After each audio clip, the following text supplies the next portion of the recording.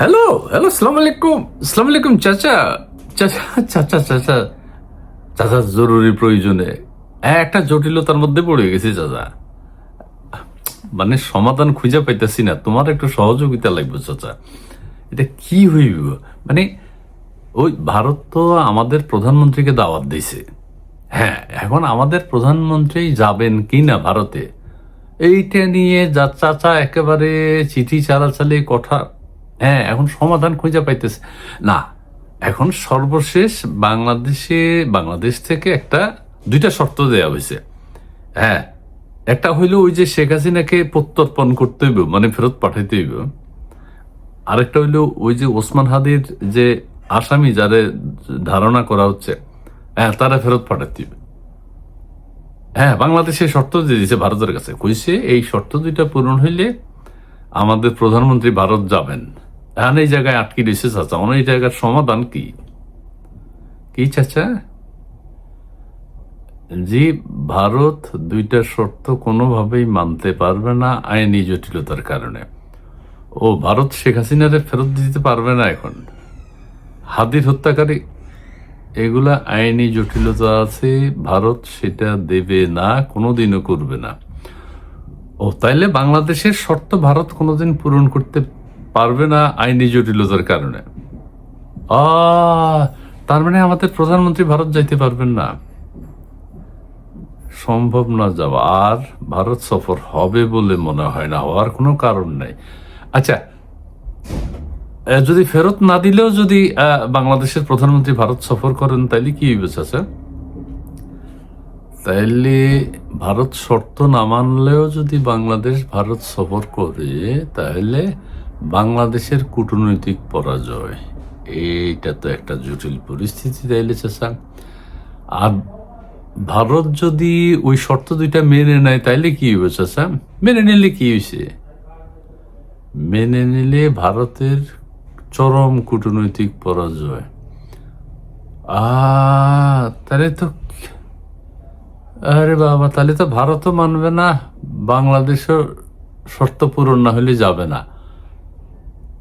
তার মানে তো ভারত সফর হইতেছে না চাচা।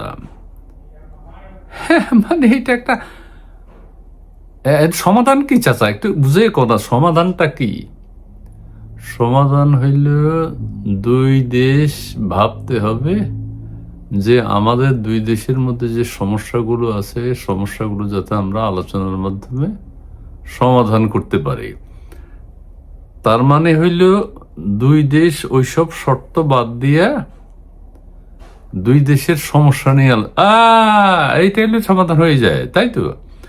হ্যাঁ, এটা বাংলাদেশের মানুষও বুঝবে, ভারতের মানুষও বুঝবে চাচা, যে দুই দেশের সমস্যাগুলোর প্রাধান্য দিয়ে আলোচনা করলেই তো সমস্যা। হ্যাঁ, তাহলে তো আর ইগো থাকে না। এই ফেরত দিতে হইব, ফেরত নিতে হইব, ফেরত দিলে যাব, না দিলে যাব না।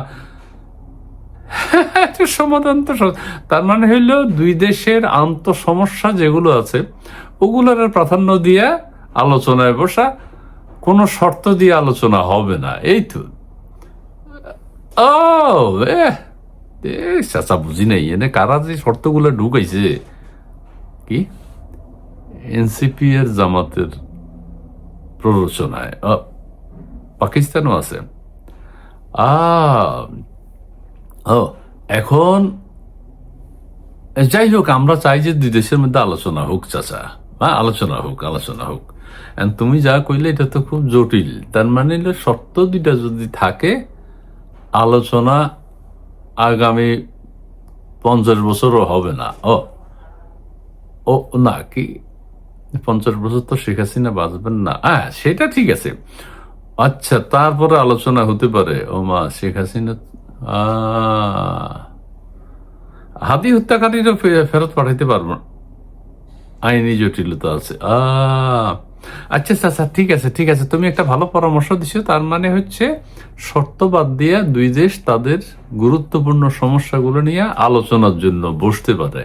এটা না হইলে দুই প্রধানমন্ত্রীর মুখ দেখা দেখি কখনো হওয়ার সুযোগ নাই।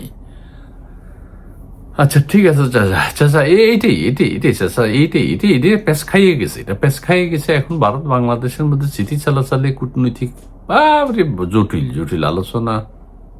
হ্যাঁ হ্যাঁ, আলোচনার বিষয় এটাই দাঁড়াইছে চাচা। জি জি, আসসালাম আলাইকুম চাচা। জি, আসসালাম আলাইকুম। তাই তো।